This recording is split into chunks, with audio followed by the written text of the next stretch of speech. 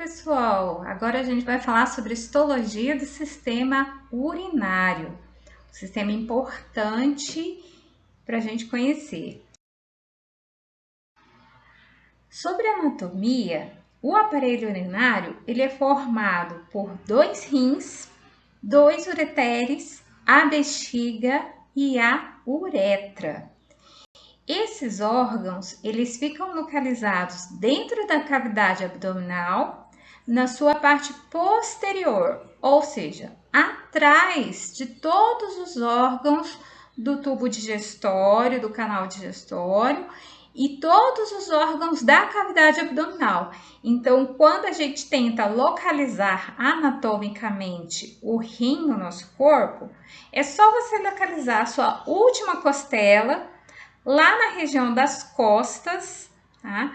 Você está localizando a área onde está localizado os seus rins e daí em diante a localização dos outros órgãos do sistema digestório.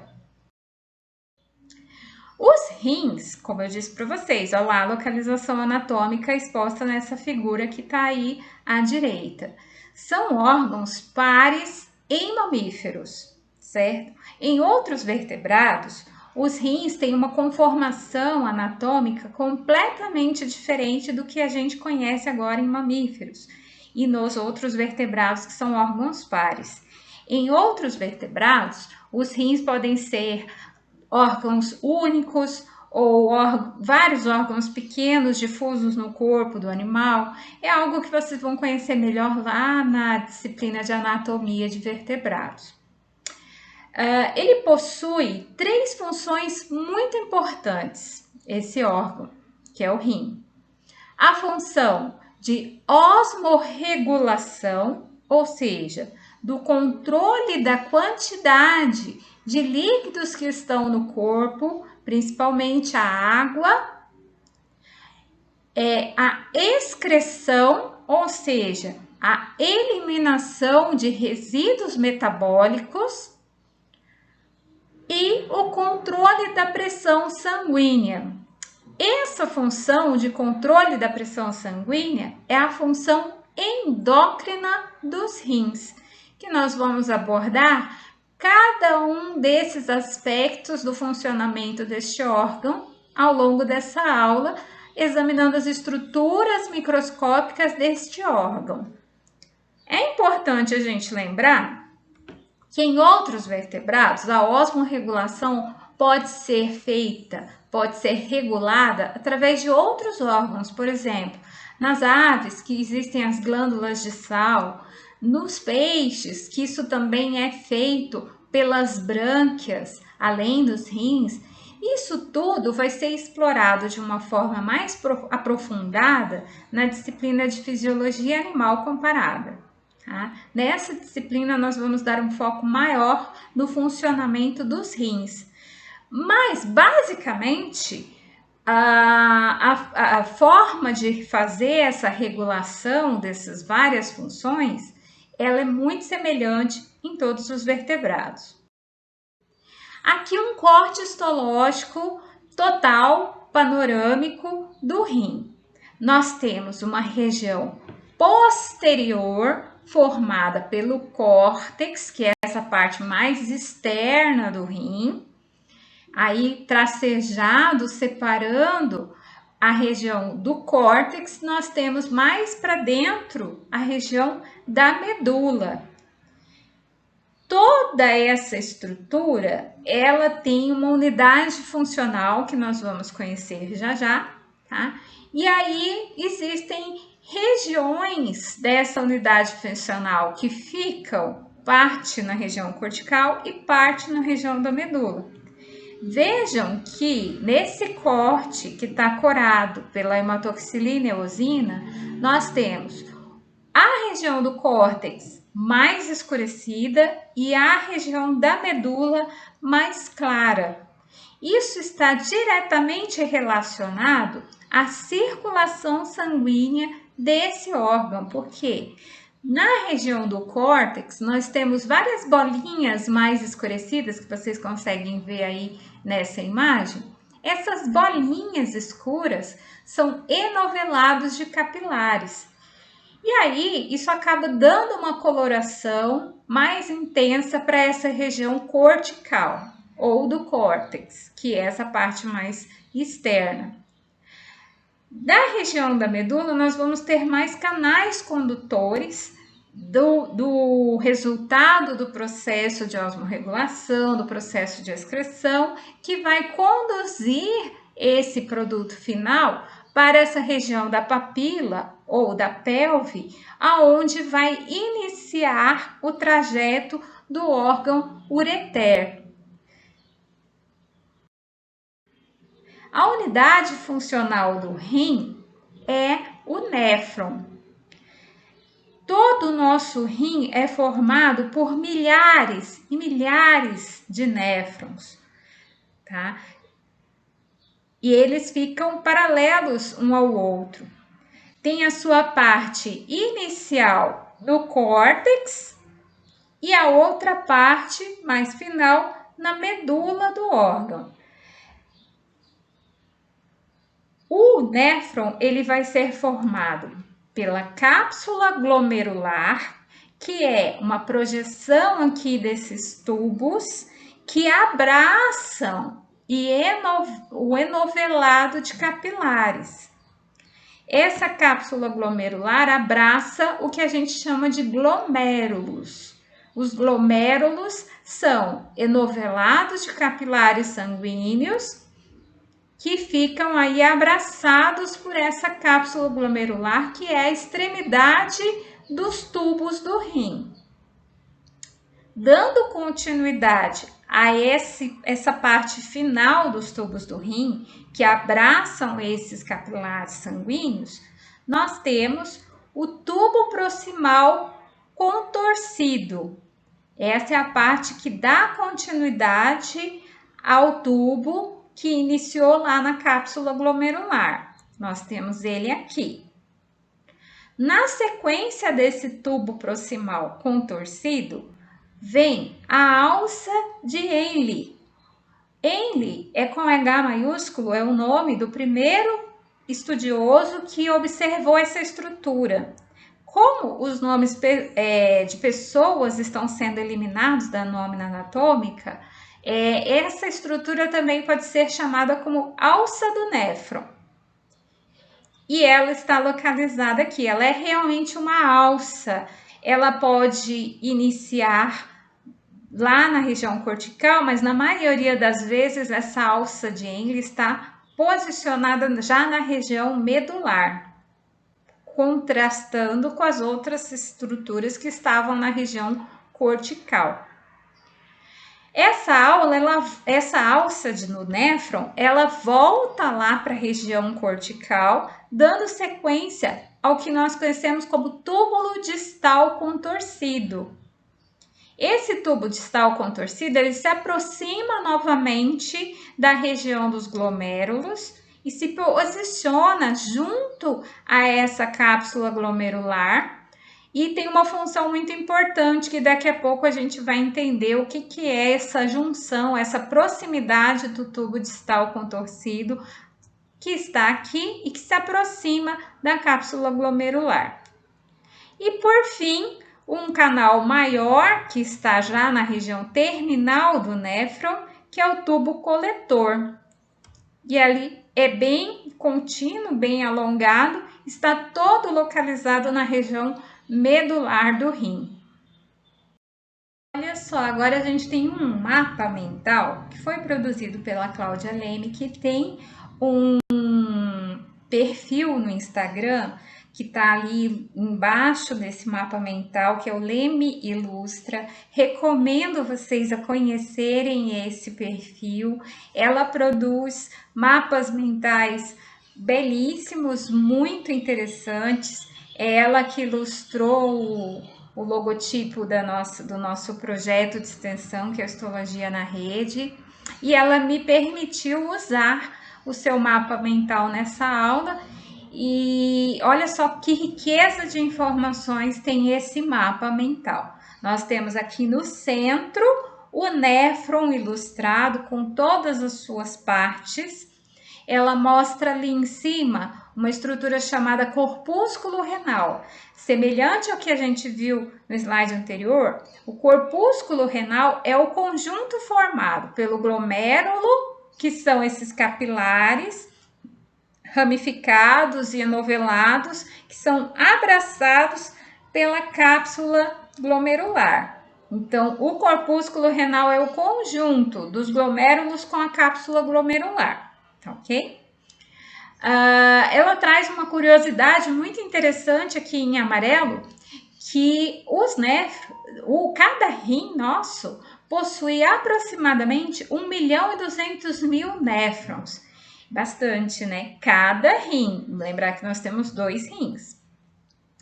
E aí, olha só que interessante, ela traz quadrinhos, em cada quadrinho um resumo do que é absorvido, reabsorvido e o que é secretado em cada parte deste néfron. Vamos pensar no seguinte, eu tô com vários vasos sanguíneos que chegam no rim. Nessa região do corpúsculo renal, eu tenho arteríolas eferentes e aferentes, aferente que está chegando, eferente que está saindo.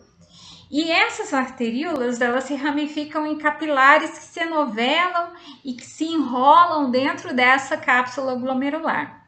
Ali inicia a filtragem desse sangue que está chegando no rim. Ele chega no rim e é filtrado por essa cápsula glomerular no corpúsculo renal.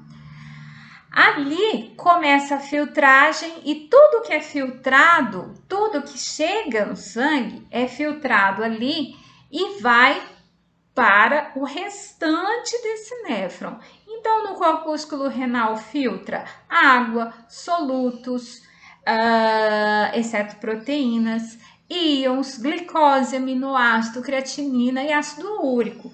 Tudo isso cai dentro da cápsula glomerular, que também é conhecida como cápsula de Bowman. Tudo cai dentro dessa cápsula e é conduzido para o restante do néfron, passando pelo interior desses túbulos. Lembrar que as células que revestem esses túbulos, tanto o contorcido proximal, a alça de Hendel, o contorcido distal, até o tubo coletor, são células epiteliais que têm uma função importante de fazer a selecionar o que fica no tubo, que é o filtrado, que ao final de todo esse trajeto vai terminar com a formação da urina, ou o que essas células que fazem o revestimento desses túbulos vão puxar de volta através do interior dessas células por transporte ativo, vai chegar para os capilares sanguíneos que estão junto desses tubos ao longo de todo o trajeto. De tal forma que algumas coisas são reabsorvidas para o sangue, porque são importantes para fazer o equilíbrio, a osmorregulação no corpo, e selecionar o que vai continuar dentro dos tubos e que vai ser eliminado do rim na forma de urina. Então, nós temos 2 processos acontecendo nesses tubos. O processo de reabsorção, onde as células epiteliais desses túbulos puxam de volta para o sangue tudo que é importante, e o processo de excreção, onde vai ser jogado, de secreção, onde vai ser jogado para o canal, para a luz desses tubos, o que deve ser jogado fora e vai ser jogado fora na forma de urina. Vejam que existe um resuminho com as porcentagens de cada íon, de cada substância que precisa ser reabsorvida, por exemplo, no tubo contorcido proximal, e o que vai ser secretado na forma de urina nesse túbulo. Cheguei na alça de Hendel.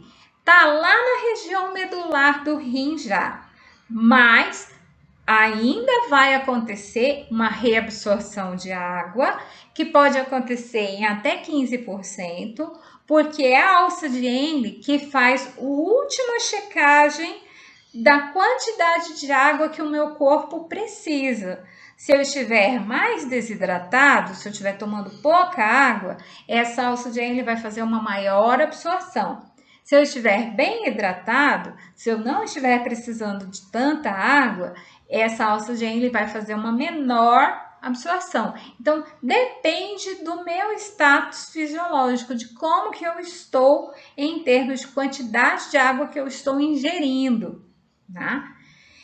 A alça de Henle, na sua parte ascendente, ou seja, quando ela sobe da região da medula e volta para a região cortical, ela ainda faz uma última checagem de reabsorção de íons. A gente tem ali embaixo as porcentagens, que são variáveis em alguns casos, né? E que faz aquela última reabsorção de íons antes de conduzir o filtrado para a região do tubo contorcido distal. O tubo contorcido distal ainda faz algumas reabsorções para o sangue, mas numa quantidade bem pequena, bem inferior ao que aconteceu no tubo contorcido proximal. É nessa volta do tubo contorcido distal, passando ali junto dos vasos sanguíneos que estão entrando no glomérulo, é que ocorre a checagem da pressão arterial sanguínea. Daqui a pouco a gente fala sobre isso. E termina com o tubo coletor. Apesar do tubo coletor já ser um canal terminal do néfron e já está indo já para a eliminação final da urina, ainda pode acontecer uma pequena reabsorção de água e de outros íons e a secreção final de alguns íons que precisam ser retirados ainda do sangue.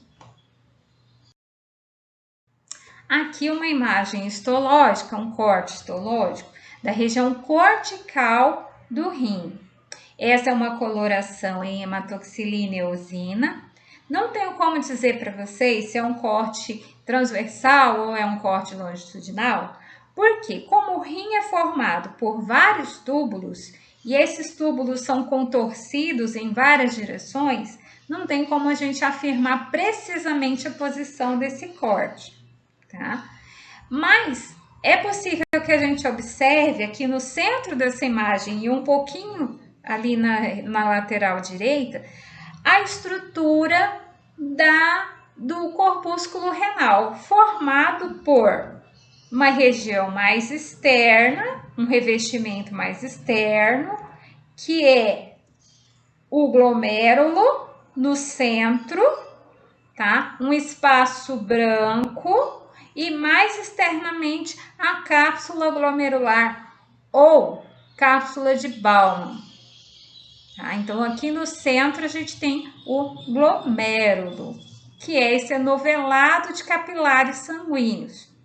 O que a gente vê de núcleo de célula ali é o núcleo das células endoteliais dos capilares e uma outra célula importante na filtragem que eu vou falar já já. E é uma parte interna daquele tubo da cápsula de Bowman que abraça esses capilares sanguíneos também. Mais externamente aqui, ó, a cápsula de Bowman ou cápsula glomerular, porque Bowman é o nome do cara que viu isso pela primeira vez e esses nomes estão sendo eliminados, então a tendência é ficar como cápsula glomerular. Aqui, gente, um esquema que mostra, ó, como é que acontece a formação dessa estrutura. A gente tem em vermelho os capilares sanguíneos que formam o glomérulo e aqui por fora, ó, o abraço que esse tubo dá nesses capilares, formando essa cápsula de Bowman. Junto com essa parede da cápsula de Bowman, existem células muito importantes na filtragem do sangue. Essas células são os podócitos. Os podócitos receberam esse nome porque eles parecem pés ou dedos né, que abraçam os glomérulos. E é o espaço entre essas projeções, o espaço entre esses dedos, é que fazem a filtragem do sangue e a seleção de tudo que vai para dentro da cápsula de Bowman. Voltando à imagem que a gente estava analisando, existem outras estruturas importantes nesse corte da região do córtex do rim. Uma delas é essa daqui, olha, tem vários tubos como esse, que são tubos escurecidos. Lembrar que esse tubo é um corte plano de uma estrutura tridimensional, então isso daí dá uma sequência para o restante do néfron. A gente só está vendo uma face de uma estrutura tridimensional que é tubular. Ele tem um revestimento cúbico, né, de cilíndrico a cúbico, né, mais para cúbico, simples, tá? Com algumas vilosidades em direção à luz. Por isso que ele tem esse aspecto que parece uma pelúcia com direção à luz do tubo. Esse tubo, gente, é o túbulo contorcido proximal, que nessa imagem a gente vai chamar de CP para facilitar a identificação dessas estruturas. Vejam que nós temos aqui um outro túbulo que é diferente. Ele tem um revestimento que também é cúbico simples, mas as células são mais claras. E aquelas microvilosidades que a gente vê que parece uma pelúcia em direção à luz, já é bem menor, a luz é mais ampla, né? Esse túbulo que é mais claro, que tem a luz mais ampla, é o túbulo contorcido distal, que nessa imagem a gente vai chamar de CD. Então, vamos identificar outros túbulos que tem nessa imagem. Aqui, um proximal, e aqui outro proximal. Aqui um distal e outro distal. Vejam que os túbulos contorcidos distais se encaixam lateralmente na região do corpúsculo glomerular, né, do glomérulo e da cápsula de Bowman. Essa outra imagem é uma outra parte do mesmo corte que a gente estava analisando anteriormente, só que essa é a região medular do rim. E na região medular do rim, a gente consegue ver que tem estruturas que são tubulares, várias estruturas tubulares num corte transversal desse túbulo. E aí a gente vê a luz e o revestimento desses túbulos.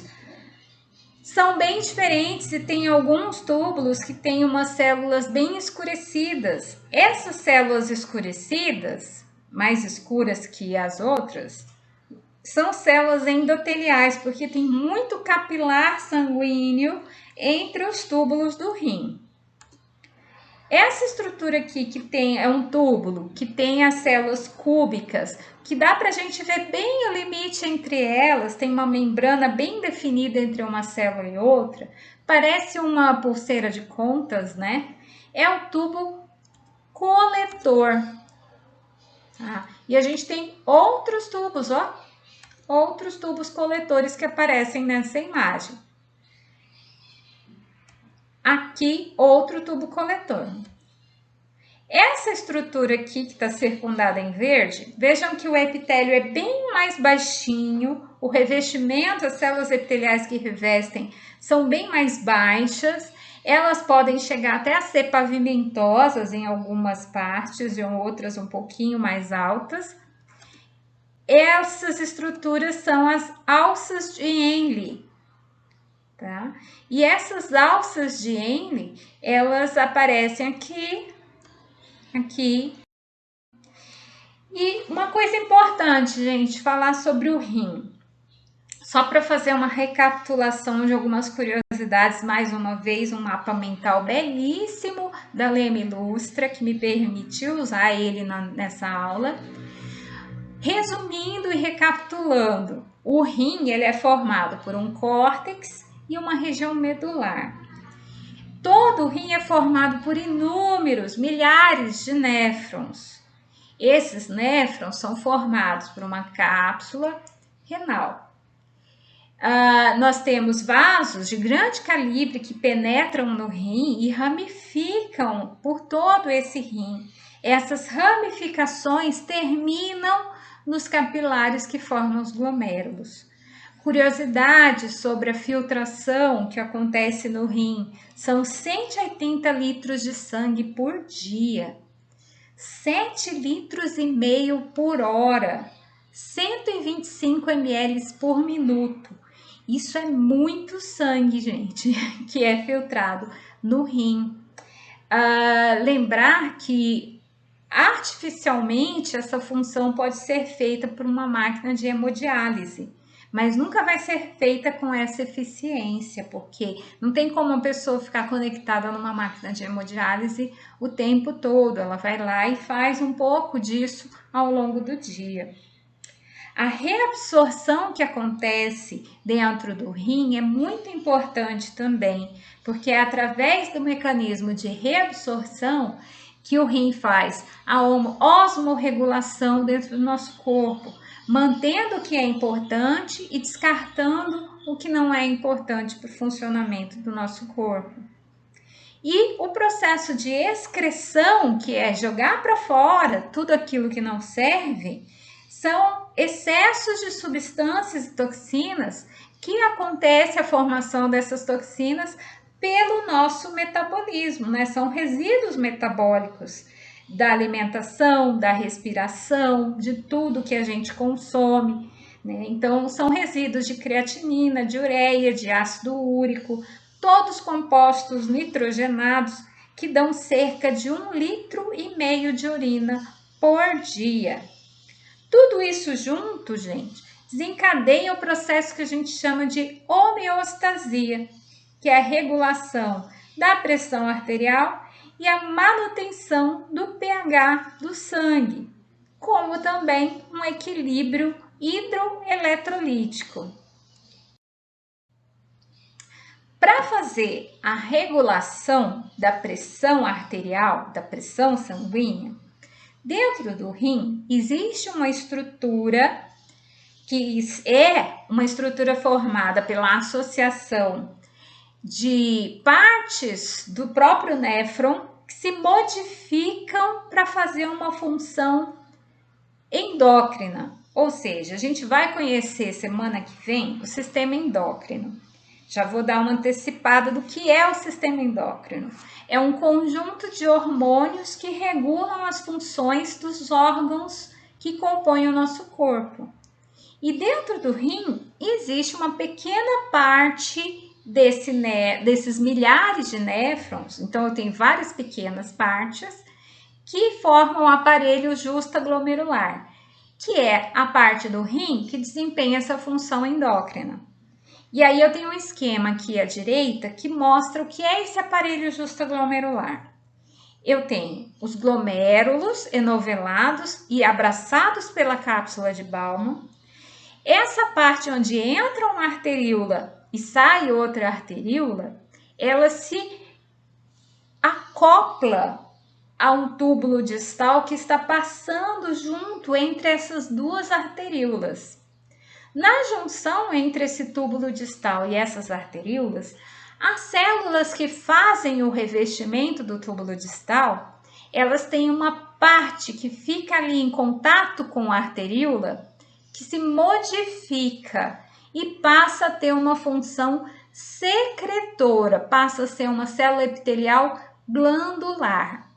E aí essas células secretam hormônios que caem na circulação sanguínea e fazem um ajuste de um sistema que a gente vai conhecer já já, que é o ajuste da pressão arterial sanguínea. E como que é esse temido sistema de ajuste? É um sistema que a gente conhece como renina, angiotensina, aldosterona. Que é isso, professora? São hormônios. Hormônios que regulam a pressão sanguínea. Aí, mais uma vez, outro mapa mental belíssimo da Leme Lustra, que ela me cedeu para a nossa aula. Imagina que você tá ali naquela situação da bonequinha, ó. Eu vou desmaiar, não tô me sentindo bem. E esse mal-estar, ele é desencadeado por um processo de desidratação. Você ficou no corre-corre o dia inteiro na faculdade, não conseguiu tomar água, desidratou. Se você desidrata, você tem deficiência, né, de íons, né, no seu sangue, ou então pode acontecer também por um processo de hemorragia. Não é o caso de você estar passando mal na faculdade, aí é um acidente, você sofreu um acidente, você teve uma hemorragia, você também pode ter essa deficiência de íons e aí você vai ter o mesmo mal-estar. Mas na maioria das vezes, esses mal-estar do dia a dia que a gente tem pode ser por desidratação.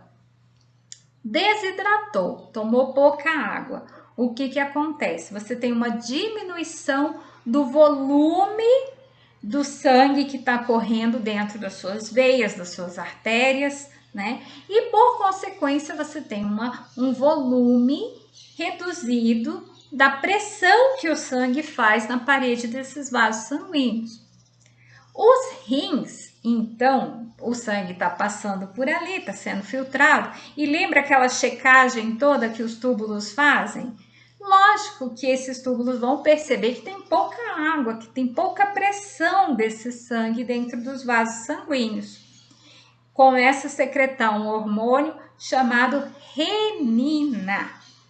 Essa renina cai na circulação sanguínea e vai para lá no fígado. Quando essa renina chega no fígado, ela converte em angiotensinogênio, que vai virar lá no fígado angiotensina 1. Cai na circulação sanguínea esse hormônio, que é a angiotensina 1, vai chegar lá nos pulmões. E lá nos pulmões vai ser convertido em outro hormônio pelas células que estão no pulmão e que fazem essa conversão. Essa conversão de angiotensina 1 em angiotensina 2. E quem converte essa angiotensina 1 em angiotensina 2 é a ECA, que é a enzima conversora de angiotensina. Isso lá no pulmão. Terminou de fazer essa conversão toda, a angiotensina 2 vai provocar no corpo inteiro, porque sai do pulmão e vai para o corpo inteiro, vasoconstrição, ou seja, os vasos sanguíneos contraem.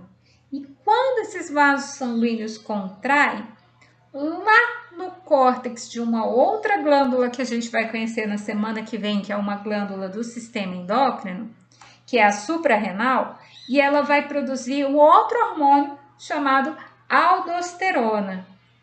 Essa aldosterona produzida na suprarrenal, ou adrenal, são nomes sinônimos, né? Eles aumentam a reabsorção de dois íons importantes do nosso corpo lá no rim.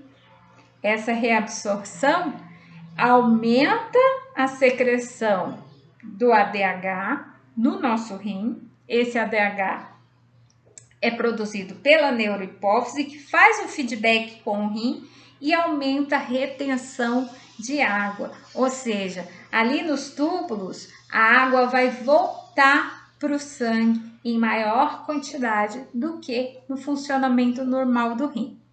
Vejam que é uma cascata de hormônios. Hormônios que começam a ser produzidos no rim, depois é produzido no fígado, depois é produzido no pulmão, que depois é produzido na suprarrenal, que depois é produzido na neurohipófise e que por fim volta a funcionar lá no rim como uma forma de não eliminar a água para poder manter a hidratação do corpo. Mas eu poderia fazer isso tomando água também, né? Também é uma possibilidade, mas se não acontecer, o seu corpo tem esse mecanismo de autorregulação para manter você vivo, mesmo se você não tomar água o suficiente ou se você comer muito sal, também isso pode acontecer. Para terminar o sistema urinário, nós temos aqui 2 órgãos importantes que captam a urina produzida lá no rim. Nós temos o ureter e a bexiga. São canais condutores da urina, né? O ureter é um canal condutor da urina e a bexiga é o órgão que armazena essa urina, até a gente poder eliminar totalmente. Essa imagem aqui à esquerda é a imagem do ureter. Nós temos um revestimento de um epitélio, que é um epitélio conhecido como epitélio urinário, né? Que é um epitélio de transição. Ele não tem um formato específico, nem tem uma quantidade de camadas específicas. Ele é chamado de transição porque ele depende do funcionamento fisiológico do órgão. Se estiver passando bastante urina ali, se estiver produzindo bastante urina, ele vai expandir e as camadas vão reduzir em quantidade, assim como o formato das células que pode ficar mais achatado. O mesmo acontece na bexiga, é o epitélio de transição da mucosa. Mais abaixo desse epitélio, no ureter, tem um tecido conjuntivo bastante vascularizado e um músculo liso que dá toda uma volta em torno desse epitélio, fazendo a constrição e a movimentação, empurrando essa urina para a bexiga. Na bexiga, o epitélio de transição varia conforme a capacidade dessa bexiga de armazenar. Pode armazenar até 1,5 litro, que é a produção diária dessa urina, mas geralmente não chega no seu máximo, né? E esse epitélio de transição, que pode ter várias camadas e células mais globosas, quando a urina está vazia, a bexiga está vazia de urina. Mas se estiver cheia, as células ficam mais achatadas e o número de camadas pode se tornar um só ou um pequeno número de camadas celulares. Por isso, esse epitélio é conhecido como epitélio de transição. Logo em seguida, ainda junto com esse epitélio de transição, existe um tecido conjuntivo frouxo que dá suporte a esse epitélio. E a bexiga tem uma grande camada muscular. Olha o tamanho dessa flecha que vai de um lado ao outro. É uma camada muscular de músculo liso bem grande, tá?